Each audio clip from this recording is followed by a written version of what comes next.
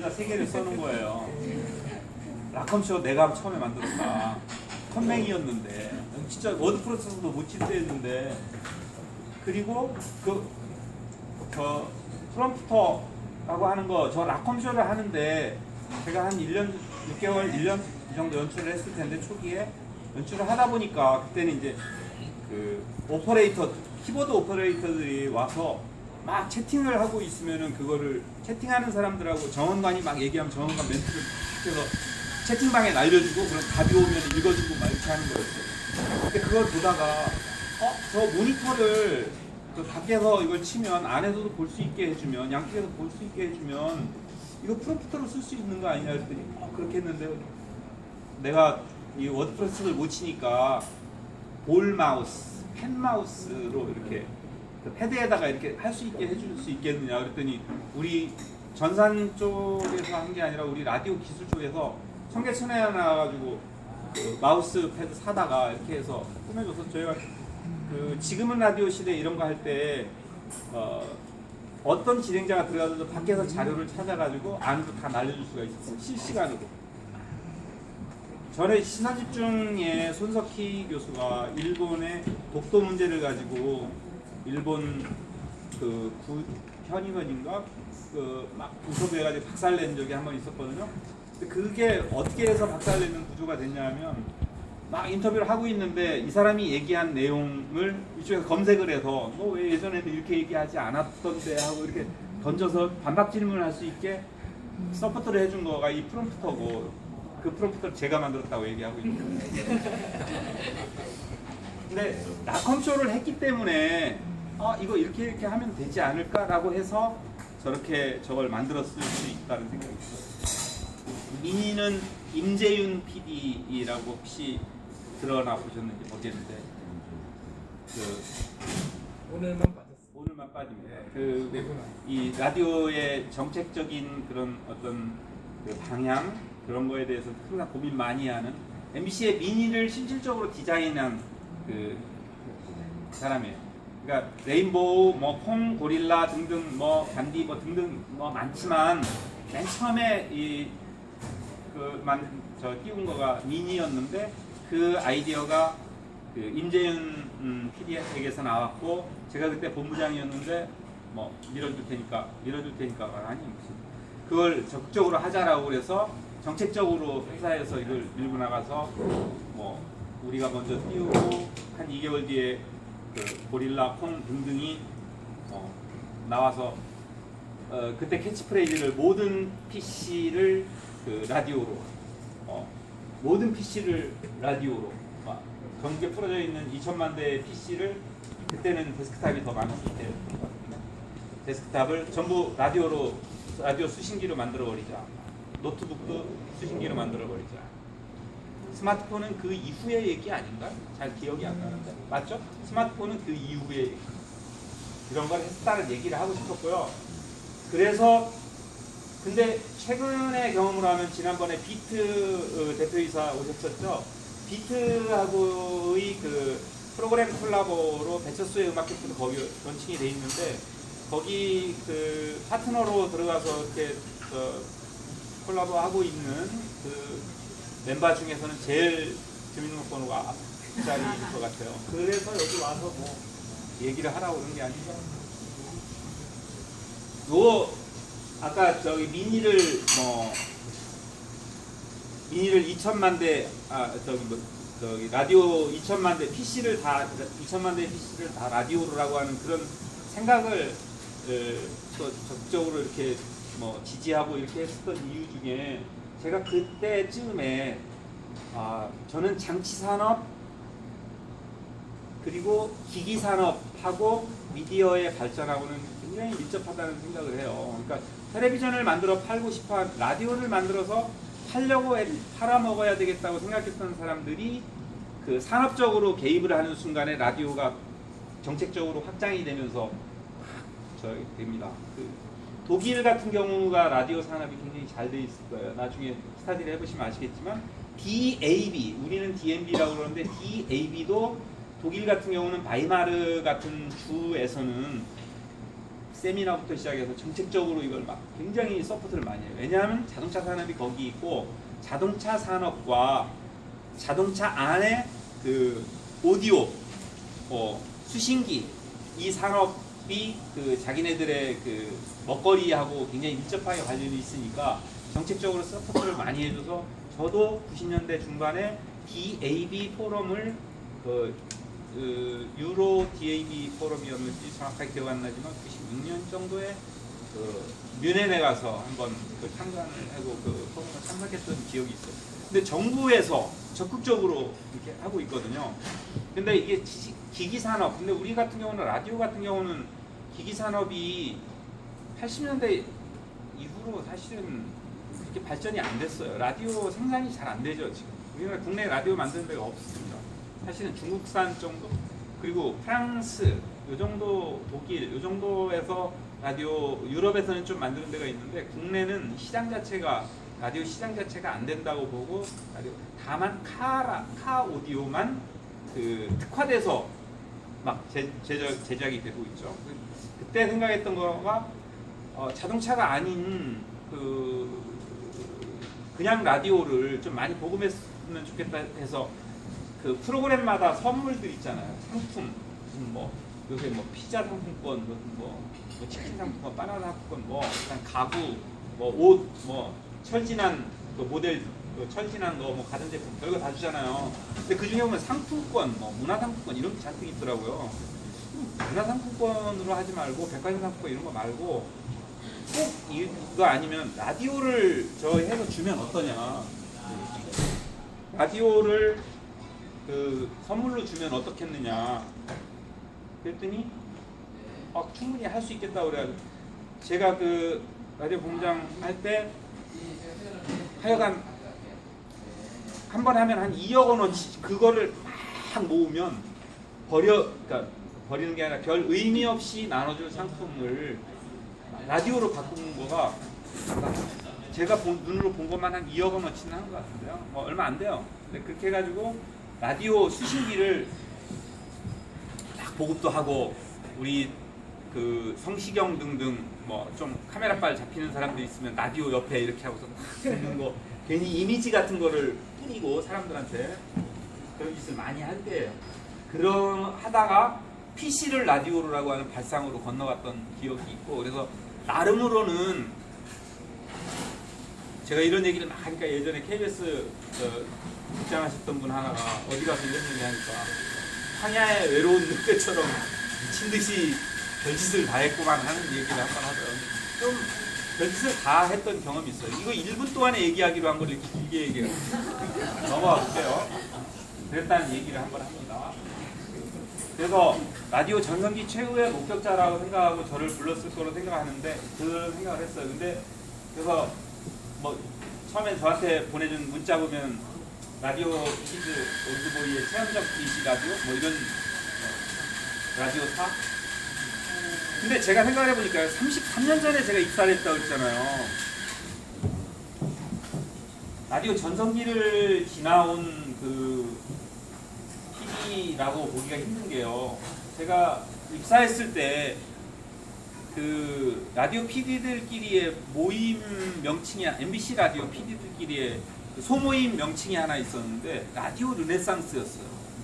르네상스라는 말은 를 쓴 거는 라디오가 쇠퇴기라고 자각을 하고 규정을 하고 33년 전에 라디오가 쇠퇴기니 라디오를 부흥을 시켜야 되겠다 해서 저보다 1년 선배부터 또 위에 한 10년 선배까지 공채 출신 PD들이 만든 모임의 이름이 라디오 르네상스였던 것 같아요. 그것도 좀 비슷해요. 라디오 르네상스 운동. 그때 제가 입사했을 때 더 기억나는 건 첫 부서 회의였는데 데스크를 부장이 주재하는 회의였는데 부장이 여러분들 환영합니다. MBC 라디오 입사한 거 환영합니다. 좀 라디오가 전성기였을 때 들어왔으면 더 좋았겠지만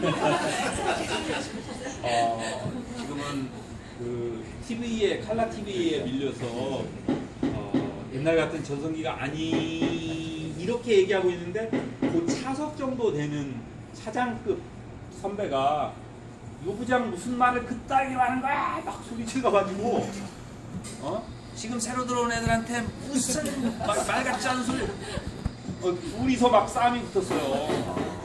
그래서 야 이렇게 선배를 들이박을 수 있는 이 자유로운 풍토가 아름답구나 하는 거 하고 지금은 쇠퇴기와 전성기를 놓고 치열한 논쟁이 벌어지는 시기구나라는 그런 깨우침을 얻었던 기억이 있어요. 근데 지금 생각하면 그때 선배들도 위기의식을 느끼고 있었는데 이거를 더 제가 그 이후에 자료를 뒤져보니까 1950년대에 이미 흑백 텔레비전이 나오고 40년대 그죠? 50년대 흑백 텔레비전이 보급되는 순간에 라디오는 끝났다라고 수도 없이 많은 학자들이 라디오는 끝났다. 라디오가 전성기 오직 라디오밖에 없었던 시기는 BBC가 2차 대전을 수행하고 있던 1930년대 40년대 그때쯤이면 모를까. 그리고 아직 수신기 보급이 안 되고 있었던 시절. 우리나라 같으면 텔레비전이 부잣집에만 있던 흑백 텔레비전이 부잣집에만 있어서 여로 같은 걸 겨우 그 이장집에 가서나 볼 수 있었던 60년대, 70년대까지. 그때까지는 라디오가 어느 정도 전성시대였지만 그 이후에 라디오를 대량 보급하기 시작한 박정희 정권 이후 금성사가 그 이미지도 한번 찾아 금성사에서 나온 라디오 제가 처음 본 라디오는 얘기가 왔다 갔다 하더라도 각자 편집해가지고 제가 태어나서 처음 본 라디오는 실렁이라는 단어를 아세요? 실렁? 선반 한장 실렁 선반 제가 용어가 틀렸을지도 몰라요. 그러니까 이 한옥의 초가집에 문이 이렇게 있으면 한지가 발라져 있는 문이 있고 이렇게 그죠? 문이 있고 위에 선반이 하나 이렇게 있었어요. 거기에 꿀단지도 있고 꿀단지는 아니었다. 이런 몇 가지가 있었는데 그 위에 스피커만 있었어요. 스피커 볼륨도 없었던 것 같아 내 기억에. 굉장히 어릴 때 받고 6살 미만, 5살 미만, 6살 때 기억력이 굉장하죠. 두 장면인데 하나는 우리 집에는 원래 없었고 누군가의 집에 세배하러 갔는데 거기에 그게 위에 뭐가 달려있는 거를 봤어요. 거기서 소리가 나오는 걸 듣고 지금 뭐지? 나중에 우리 집에도 그게 생겼어요. 이게 유선 라디오였던 것 같아요. 유선 라디오. 그리고 할아버지가 아버지가 사오셨는지 요만한 사이즈의 그 트랜지스터 라디오, 진공관이 아닌 트랜지스터 라디오를 사왔는데 그걸 보고 주로 어린이 방송을 5시경이었는지 6시경이 나비같이 곱고 꽃과같이 곱고 나비같이 춤추며 아름답게 피어나 이거 아세요? 꽃과같이 곱고 나비같이 춤추며 아름답게 피어나 이게 지금도 남아있어요. 무럭무럭 자라서 뭐저저 피어나리 이렇게 가요. 누가 자라나 맞나요? 무슨 노래자랑 시간이 돌아왔습니다. 이렇게 했던 것 같아. 그리고 그러면은 얘기하고 누가 개인적으로 노래하는 건 좋은데 나중에 합창이 나오면 제가 멘붕에 빠졌어요. 한 명, 두 명은 저 안에 들어갈 수 있다고 치자. 몇 명이 그런 막 뒤에 가서 이걸 열으려고 그러면 할아버지가 그걸 못 열게 하고 했던 기억이 있어요. 그렇게 해서 처음에 라디오를 접했고 전성기가 아니라 그게 보급 초기였던 것 같고 이걸 가지고 이렇게 길게 얘기하면 안 되는 거죠. 진짜 전성기는 그런데 제가 연출자로서는 아까 어떤 프로그램 했냐고 그러는데 연출자로서는 33년 동안 그 쇠퇴기라고 선배들이 걱정하던 시기로부터 시작을 했는데 그 이후에 제가 했던 프로그램이 푸른 신호등 80년대, 90년대 지금은 라디오 시대 제가 만들었고요. 여성시대 손수 김승현 씨가 할 때 손수 씨가 나중에 장관으로 가서 손수 씨가 내리고 양희은 씨로 바꿨죠. 2000년에 손석희 교수와 시선 집중을 했고 그때 당시 아나운서였고 2003년에 김미화 씨하고 세계는 그리고 우리는 처음 시작했고 2012년에 신해철 씨하고 고스트스테이션 그리고 지금은 이제 배철수의 음악 캠프 잘 나오고 있는 프로그램에 이렇게 슬쩍 얹혀가지고 25주년을 지나 반통해 오고 있는데 개인적으로 연출자로서는 라디오 전성기를 살아온 게 맞는 것 같아요. 이것저것 했을 때 굉장히 라디오 파워도 굉장히 느낄 수 있었고 광고도 엄청 팔았고 그냥 시장에서도 성공을 이루었고 그다음에 그 여론 그 미디어의 여론 같은 거를 그 아젠다 세팅을 하고 이렇게 하는데 상당한 그 뭐라 그럴까 기분 좋은 느낌 막 이런 것도 가졌었던 그런 행복한 경험들을 했다는 그런 생각이 드는데 다시 얘기로 돌아가서 진정한 그 라디오의 전성 시대는 요런 정도의 이게 뭔지 아세요?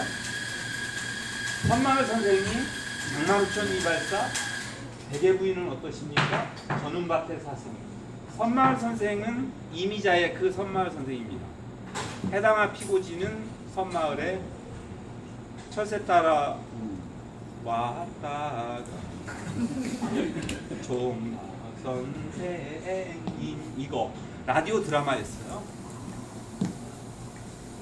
한운사 극본이었다고 자신은 못하겠는데 그냥 생각하기를 최흘 이런 양반들이 주역을 맡고 이창환 이런 사람들이 했던 거예요.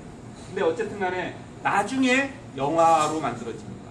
드라마가 보통 한 달짜리 분량이 한 시리즈가 한 달짜리였었거든요. 라디오 연속극이라고 그랬는데 근데 보통 선마을 선생님 하면 한 달 동안 딱 해가지고 마지막 장면에 눈물 찌익 흘리거나 박수를 치게 만들면서 끝나죠.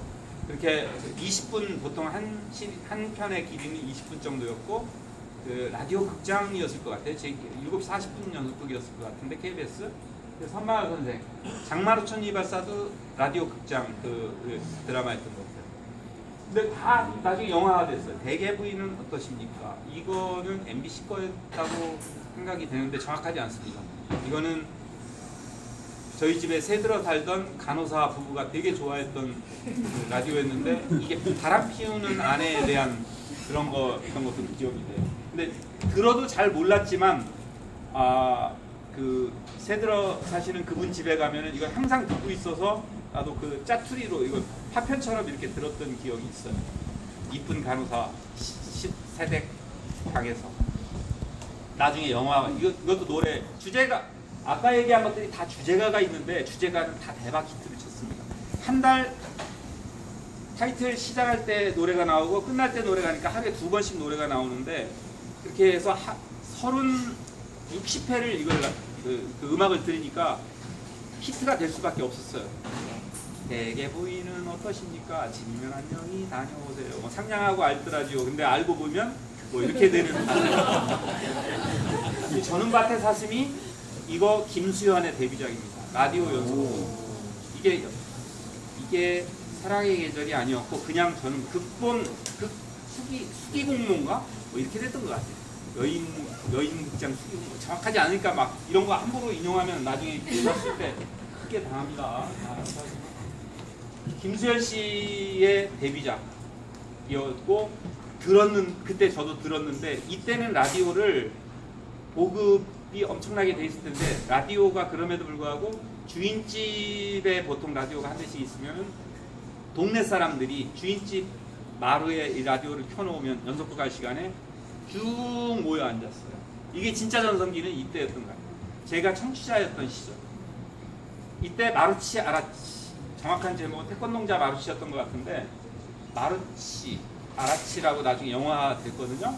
근데 이 장면 어떻게 기억이 되냐면 MBC 라디오 연속극이었고 5시 때 연속극이었는데 다시 40분 정도 애들이 밖에 나가서 구슬치기 하고 막 놀고 있다가 마루치 아라치 할 시간이다 그러면 어느 집에선가 마루치 아라치 시간이다 그러면 애들이 뛰어놀던 애들이 일제히 제가 그랬어요. 여기 같이 연식이 얼마나 됐길래 세죽 끓이는 시간이 그때 마루치나 치는 시간. 1970년 같은데? 아니 난 스카랑 줄 알았더니 사장님께서 그대로 다 뛰어 들어가서 그랬던 시절이 있었다. 이때가 전성시대였는데 거기서 무슨 암시가 있나요? 뭐 그냥 옛날 얘기처럼 그냥 들어가서 재밌잖아요. 나중에 이런 게 나오거든. 아, 저게 라디오 연속극이었다라는 것 정도는 이거보다 훨씬 많아요. 법창야화 이런 것도 있어요. 그래서 제가 거쳐왔던 청취자로서 들었던 라디오 프로그램들을 한번 생각난 김에 메모를 한번 해봤어요. 이런 것들은 전설적인 프로그램들이고 거의 그 고유명사 수준, 뭐 진짜 전설 레전드급이니까 나중에 한번 찾아보시면 재밌어요. 누가 잘하나 방금 전에 얘기했던 거 재치문답 시간이 돌아왔습니다. 이게 그 당시 예능의 시작이었어요. 그 인포테인먼트 프로그램이었어요. 뭐 안희석 박사, 한중남 박사, 제가 이름이 저절로 도대체 초등학교 때 들었던 건데 어떻게 재치문답 시간이 돌아왔습니다. 안희석 박사님 나오셨습니다. 만화가요. 한중남 박사님 나오셨습니다. 이 양반 뭐 하시는 거예요? 근데 양주동 박사 나오셨습니다. 이런 얘기를 했어요. 근데 양주동이 누군지 몰랐어요. 나중에 양주동 이분이 그분이구나. 그 다음에 선마을 선생 이런 거죠. 정선따라 함천리 아시는지 이게 MBC 라디오 드라마였고요. 전국에 있는 전설을 채집해가지고 그 드라마로 만들어서 하루에 한 편씩 내보내는 전설입니다. 그 다음에 아까 얘기한 이런 게 있었고 법창야화라고 이거는 제가 중학교 정도? 고등학교 때까지도 이게 계속됐던 건데 법창야화 제1편 강진 갈갈이 사건 같은 경우는 적어두실 필요가 있어요. 이게 당시의 흥행을 완전 뒤집어 엎어놨던 그 라디오 드라마였는데 그러니까 엽기적인 살인사건, 그러니까 뭐 갈갈이라 의미가 아시겠지만 이거 뭐 난도질했던 사건을 다룬다고 그러니까 사람들이 얼마나 조마조마 첫 편이었는데 어마어마한 청취자, 진짜 어마어마한 청취자들이 몰려들었고 제 기억에는 이 법창야화가 10주년인가 몇 주년이 돼서 퀴즈를 냈어요. 이 범인은 누구일까요? 뭘 했는데 그걸 텔레비전으로 중계를 해줬어요. 이 상품 추첨하는 장면 텔레비전으로 해줬는데 거짓말 안 하고 교실 한 칸에 이 엽서를 산처럼 쌓아놓고 경찰관들이 나와서 지키는데도 이걸 뽑는 장면을 봤던 거예요. 그러니까 텔레비전으로 그걸 중계한 것도 그렇고 이때가 전성시대였다는 거죠. 그리고 청취자로서의 저는 제가 들었던 이게 KBS 라디오 드라마였던 것 같은데 안시성주 양만춘 한 달 동안 뭐 공성전하는 거 만적 맞는 것 같아요. 만적의 난에 그 만적이었는데 제가 듣고 왕하고 이렇게 귀족들하고 이렇게 싸울 수 있나 하는 걸 제가 어린 나이에 역사 교육을 엄청나게 충격적으로 받았던 그리고 만적이 처형되는 거를 듣고 이런 비슷한 사면육각도 아마 저 비슷한 그런 뭐하고 관련이 있었을 것 같은데 이런 걸 들으면서 나름 청산거사 이런 거 다 적어였어요. 역사 드라마 판타지도 있고 실제 역사 드라마도 있는데 와 의적이나 밀란을 일으키면 죽게 되는구나 하는 거를 그러니까 희한한 결론을 제가 그냥 드라마를 들으면서 다 이렇게 하면은 죽는다 이런 희한한 생각을 뭔 얘기야? 잘 적으세요. 여성살롱 별방 오발탄이라는 그 프로그램이 있었는데요. 60년대 후반.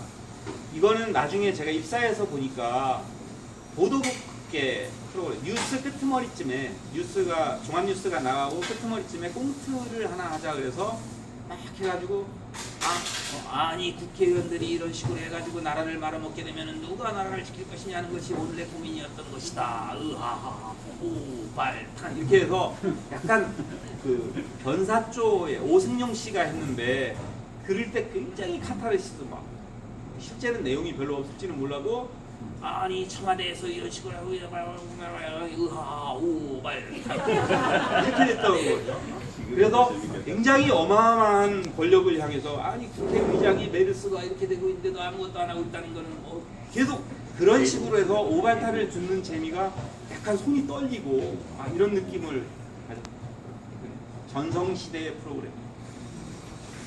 네.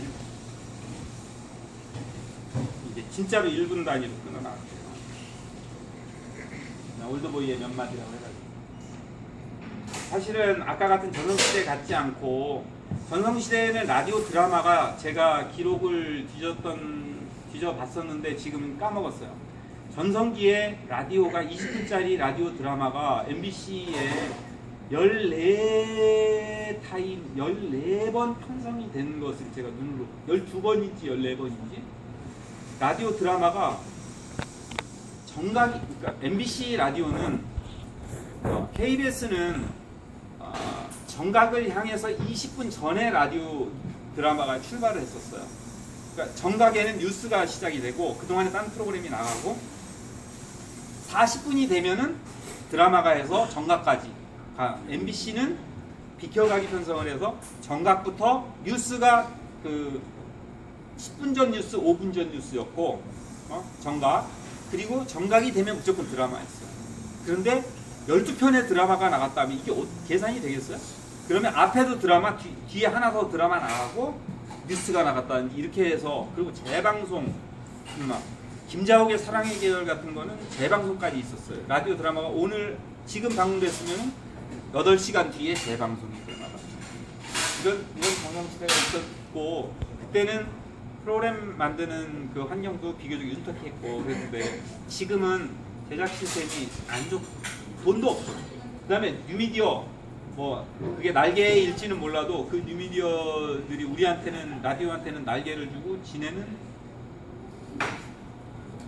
뭐를 달았죠? 터보 엔진을 달았나? 그래가지고 네이버가 혼자 다 먹고 있는 게 너무 많잖아요.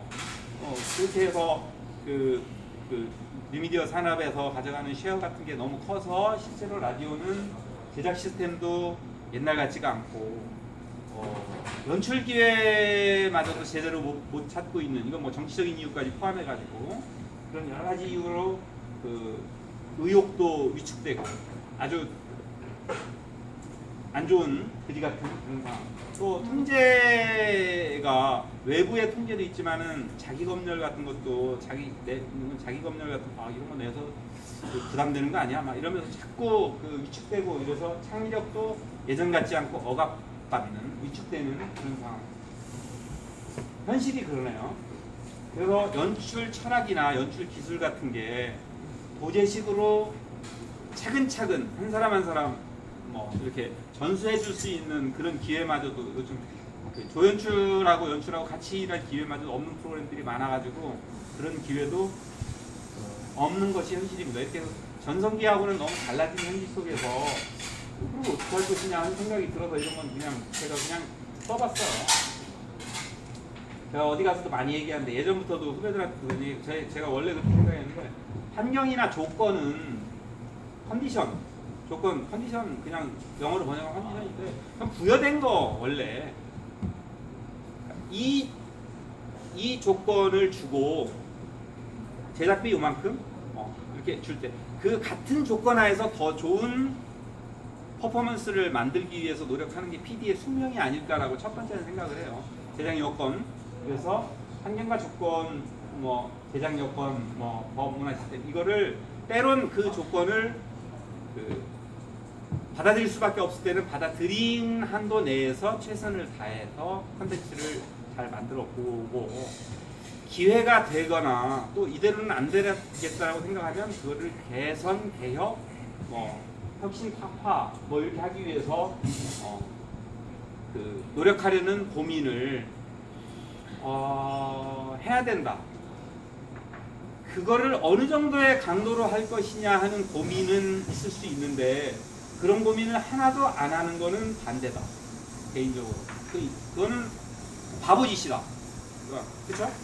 이게 수능에서 그대로 해야 되는 건 너무 당연한데 그렇게 하면서 이걸 약간 거슬러서 할 수는 없을 것인가도 고민해야 되고 혁파하고 개선할 수 있는 방법은 없는 것인가 이런 고민도 해야 된다.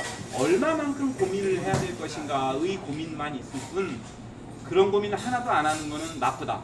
이런 얘기를 그냥 선배로서 여러분들이 좋은 해석을 해줄 수 있으면 신기술도 마찬가지인데요. 때로는 그 앞서서 적용 미니처럼 또는 뭐 라컴씨처럼 해보면 나중에 큰 도움이 돼요. 그걸 가지고 뭔가 다른 거를 할 수가 있고 근데 때론 진짜 저는 라디오 프로그램을 보이는 라디오로 한 번도 안 했던 것 같아요. 근데 이거는 새로운 프로그램을 띄운 다음에 보이는 라디오를 해서 그 프로그램을 띄우기 위해서는 하는 게 맞아요.